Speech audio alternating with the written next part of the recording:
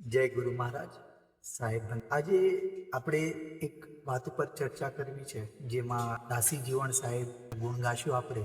હમણાં 2 દિવસ પહેલા જ મહાપર્વ ગયો, જેનું નામ છે ગુરુ પૂર્ણિમા. એમાં તમામ ગુરુજનોએ તેમના શિષ્યગણોને સત્સંગનો લાભ આપ્યો છે. શિષ્યગણોએ ગુરુજનોની તન મન ધનથી સેવા કરી છે, અને આ પર્વ સદગુરુનું નામ લઈને ધૂમધામથી ઉજવ્યો છે. એવા દરેક સત્સંગી સંતોને સાહેબ બંદગી અને જય ગુરુ મહારાજ. હવે અહીંયા વિષય છે શિષ્ય ગુરુ, અથવા ગુરુ અને શિષ્ય. અરસ અને પરસ બંને એક જ છે. તો મારા જાણવા પ્રમાણે મેં સદગુરુ જીવણ સાહેબનું જે જીવન છે એમાં જીવણ બાપાને 17 ગુરુ કર્યા પછી 18મા ભીમ સાહેબ ભેટ્યા, જે આમરણ નિવાસી છે. ત્યારે 18મા ગુરુ મળ્યા પછી તેમને આ જે બ્રહ્મરસ છે એનો અનુભવ થયેલો. તો આજે આપણે જોઈએ કે 17 ગુરુ જીવણ સાહેબે કર્યા. 18મા ભીમ સાહેબ ભેટ્યા ત્યારે એમને અમર તત્વનું અનુભૂતિ થઈ. તો શું 17 ગુરુ મળ્યા ત્યાર સુધી જીવણ બાપાનું કાંઈ થયું જ નથી? સાચી વાત છે. જીવણ બાપા પોતે કહે છે કે ભીમ ભેટ્યા અને ભાંગ્યું મારું બ્રહ્મનું તાળું, ગુરુજી મારે અંજવાળું. અહીંયા સ્વયં દાસી જીવણ સાહેબ પોતે જ એમના અનુભવથી, અને એમને જે 17 ગુરુ સાનિધ્ય મળ્યું ત્યારે શું અનુભવ થયો, અને સદગુરુ ભીમ સાહેબ મળ્યા ત્યારે શું અનુભવ થયો. હવે ટૂંકમાં કહું તો દાસી જીવણ સાહેબ હતા એ સાહેબ ધારાના સંત કહેવાય છે, બરાબર.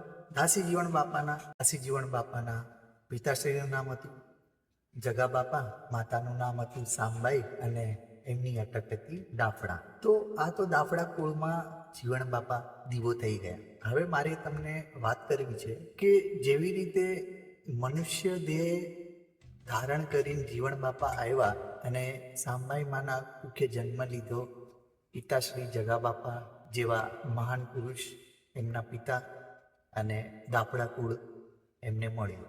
એવી રીતે જ સાહેબ ધારાની પણ પ્રણાલિકા છે, જેમાં જીવણ સાહેબને સાહેબનું બિરુદ મળ્યું, અને એમની પ્રણાલિકા હું તમને જણાવું.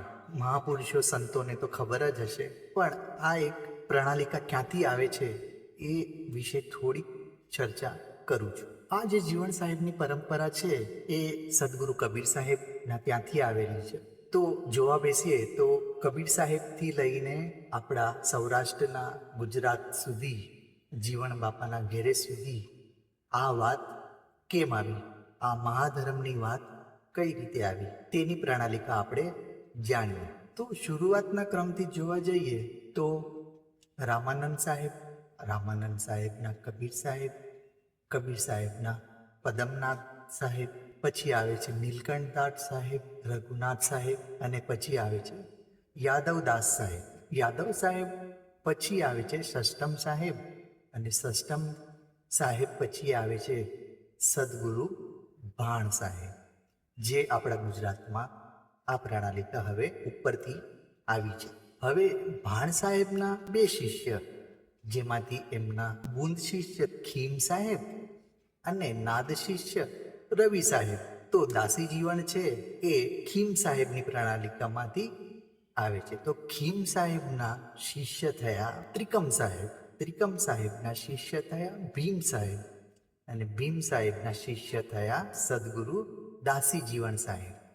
અને દાસી જીવણ સાહેબના પણ પ્રખ્યાત શિષ્યો થયા, જેમાં પ્રેમ સાહેબ, વાઘ સાહેબ, એવા શિષ્યો સદગુરુ જીવણ સાહેબના પણ થયા. તો મારો કહેવાનો મતલબ એમ છે કે સદગુરુ જીવણ સાહેબ 17 ગુરુ કર્યા પછી 18માં જ્યારે ભીમ સાહેબ ભેટ્યા ત્યારે એમના જીવનની અંદર આવી સુમધુર, અને એમને બ્રહ્મ તત્વનું જ્ઞાન થયું, અને જીવણ સાહેબે આપણા સમક્ષ એમનું જીવતું જાગતું ઉદાહરણ આપ્યું. અને આપણને જીવણ સાહેબ તો લગભગ 300 વર્ષ પહેલાં થઈ ગયા, અને આજે આપણને એમની વાણીઓ દ્વારા, એમના જીવનના અનુભવો દ્વારા, એમણે જે જીવનમાં સંઘર્ષો કર્યા છે, એમણે જે જીવનની અંદર અનુભવો કર્યા છે એ આપણી સમક્ષ પીરસ્યા છે. અને આ પ્રણાલિકા સદગુરુ કબીર સાહેબથી લઈને દાસી જીવણ સાહેબ સુધી આવી, પ્રેમ સાહેબ સુધી આવી. તો આવા મહાન સંતોને આપણે કોટી વંદન કરીએ અને સદા એમની છત્રછાયામાં અને એના શબ્દોના ગુણગાન ગાઈને આપણે આપણું જીવનનું પણ કલ્યાણ કરીએ. તો આ વિડીયો તમને ગમ્યો હોય તો લાઈક કરજો, ફોલો કરજો, સબસ્ક્રાઈબ કરજો અને આપણા સત્સંગી સંતોને શેર કરવાનું તો ભૂલશો જ નહીં.